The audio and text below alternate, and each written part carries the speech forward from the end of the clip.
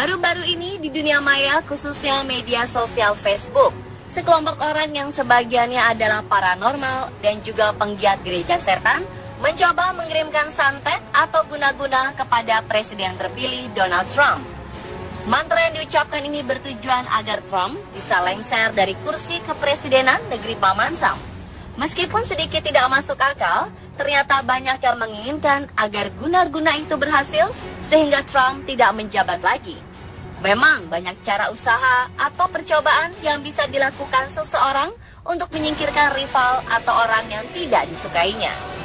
Seorang pemimpin politik atau pemimpin negara bisa saja dilengsarkan dari kekuasaannya dengan cara dikudeta, dikriminalisasi, atau yang lebih jahatnya adalah dengan menghilangkan nyawanya. Telah banyak contoh kasus pembunuhan dan percobaan pembunuhan yang dilakukan kepada pemimpin negara.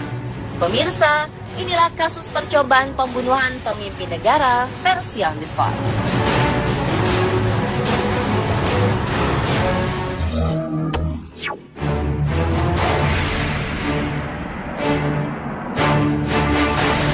Kasus percobaan pembunuhan pertama menimpa Fidel Castro. Beliau merupakan sosok yang sangat dihormati di Kuba. Pria kelahiran tahun 1926 ini dinilai sebagai tokoh revolusi yang berhasil mengubah Kuba dan menghilangkan pengaruh barat di negaranya. Tetapi ternyata selama masa kepemimpinannya, menurut mantan pengawalnya, ia harus menerima 638 kali percobaan pembunuhan. Berdasarkan pengakuan mantan diplomat Amerika Serikat di Havana, Wayne Smith, Dinas Intelijen Amerika Serikat CIA, dan para pelarian politik Kuba menghabiskan waktu hampir setengah abad berkomplot untuk membunuhnya. Upaya percobaan pembunuhan ini dengan cara menggunakan pil beracun, pena yang dilengkapi dengan jarum beracun, merekrut mantan kekasih Castro, Marita Lawrence, untuk dijadikan eksekutor pembunuhan. Menyimpan bahan peledak dalam jumlah besar di bawah podium tempat ia berpidato, penyemprotan aerosol yang mengandung jenis narkotika, dan masih banyak lagi cara lain. Hasilnya, segala usaha itu hampir sia-sia karena percobaan pembunuhannya selalu digagalkan oleh pengawalnya atau oleh sang presidennya sendiri.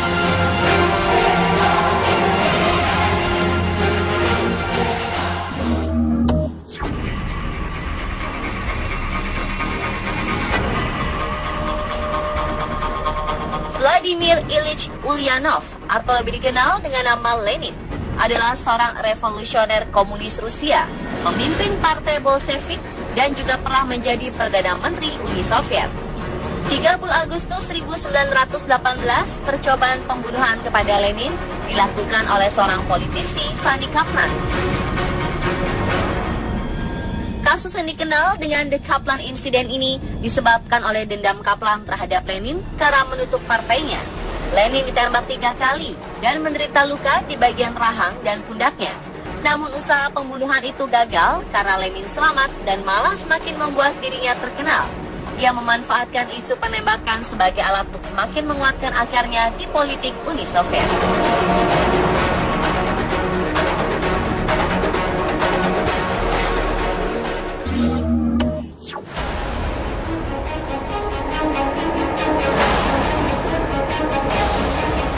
Pemirsa, tokoh Jerman sekaligus pemimpin Nazi Adolf Hitler terkenal karena menyebabkan terjadinya Perang Dunia Kedua.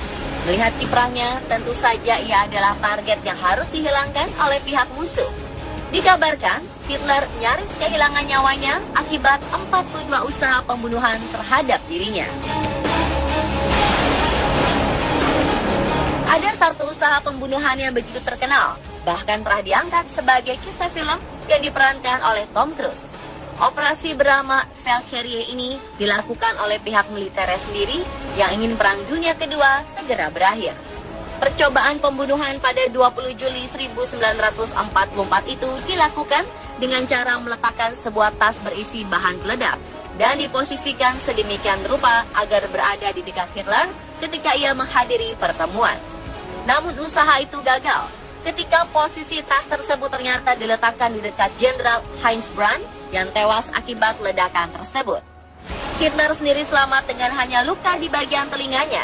Sedangkan para perencana usaha pembunuhan, yaitu Kolonel Stauffenberg beserta kawan, dieksekusi mati oleh tentara Nazi.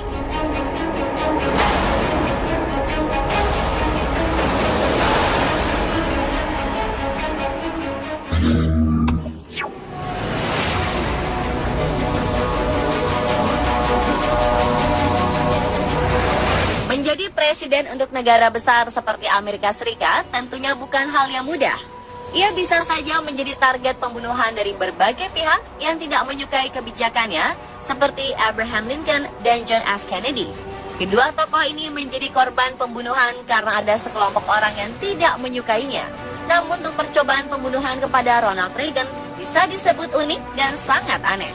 Presiden Amerika Serikat ke-40 itu ditembak oleh seorang pria bernama John Hinckley Jr. pada 30 Maret 1981. Motif dari percobaan pembunuhan ini bukan karena ia membenci Reagan, melainkan Hinckley hanya ingin terkenal agar aktris favoritnya, yaitu Jodie Foster, dapat menyadari keberadaannya. Dan setelah berkali-kali berusaha mendapatkan perhatian dari Foster tapi gagal, Hinckley nekat menembak presiden kelahiran tahun 1911 itu.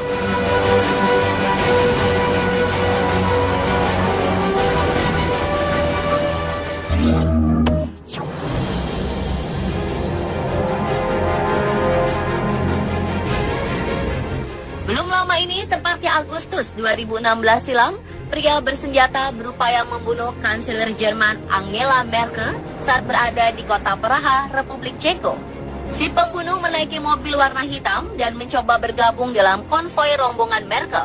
Namun aksi percobaan pembunuhan ini berhasil digagalkan oleh pihak polisi Republik Ceko yang curiga dan mencegat mobil pria bersenjata itu.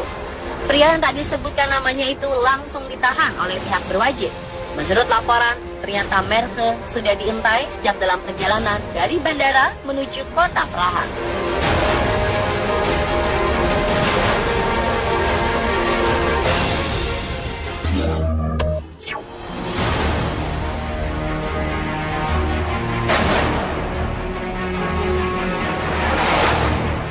Pada era Kaisar Jepang Hirohito memimpin, yaitu tahun 1940, ada upaya percobaan pembunuhan terhadap dirinya. Diceritakan pada pertengahan Agustus 1945, ketika Perang Dunia Kedua akan segera berakhir, Jepang dibombardir oleh Amerika, terutama kota Nagasaki dan Hiroshima.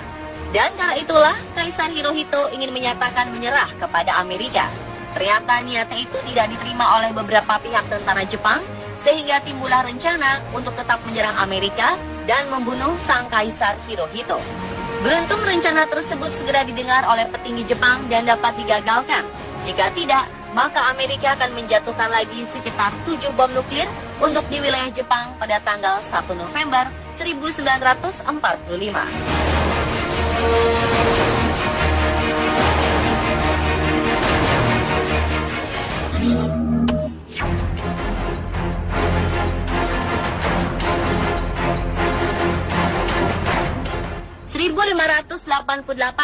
Inggris adalah negara yang miskin, sedangkan negara yang menyandang gelar adik kuasa di dataran Eropa pada masa itu adalah Spanyol. Negara Spanyol yang saat itu dipimpin oleh Raja Philip menginginkan anaknya menjadi raja di dataran Inggris, serta menginginkan agama Katolik disebar di pulau tersebut. Untuk memuluskan rencananya itu, Raja Philip berencana melakukan pembunuhan terhadap pemimpin Inggris, yaitu Ratu Elizabeth I. Spanyol mulai mengirimkan armada perangnya ke Inggris untuk membunuh sang ratu, lalu mengambil alih kerajaannya. Namun nasib tak dapat diubah. Pelayaran pasukan Spanyol harus berakhir di tengah lautan karena terampas badai dan cuaca buruk yang membuat seluruh awak dan pasukan tersebut tenggelam sebelum menyentuh daratan Inggris.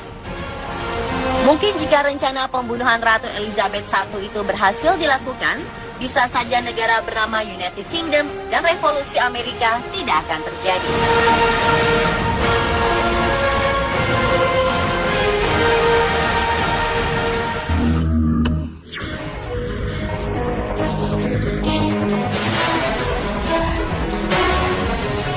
November 2011, seorang pria bernama Oscar Ortega Hernandez tiba-tiba saja menembaki Gedung Putih dengan 7 buah peluru dari pistol semi-otomatisnya. Ia berencana ingin membunuh Presiden Barack Obama. Namun usahanya itu tidak berhasil. Pelaku kemudian ditangkap dan dibawa ke kantor polisi untuk diselidiki. Setelah diselidiki, motif Hernandez untuk membunuh Presiden Amerika Serikat ke-44 adalah karena ia mengklaim bahwa Obama adalah seorang antikristus. Dan ia ingin membunuh Obama karena ia tak suka dengan pemimpin yang antikristus. Ternyata beberapa minggu sebelumnya, Hernandez pernah mengirim sebuah video kepada presenter terkenal Oprah Winfrey. Ia ingin diwawancarai oleh Oprah bahwa ia adalah Yesus modern yang telah dinantikan oleh semua orang.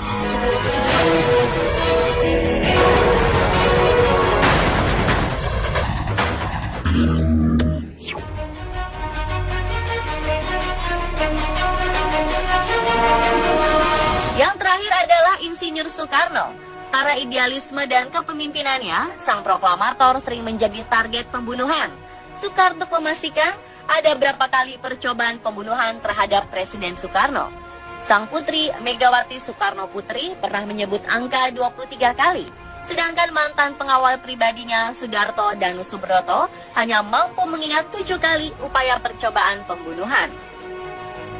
Berbagai cara dilakukan pihak musuh untuk membunuh Soekarno, mulai ditembak oleh pistol dari jarak dekat, ditembak peluru mortar, ditembaki pesawat MiG-17 yang dipiloti Daniel Maukar, dihujani granat dan bom dari pesawat tempur, hingga dikepung kelompok anggota DITII. Dan kesemua usahanya itu selalu kandas, Bung Karno tetap selamat.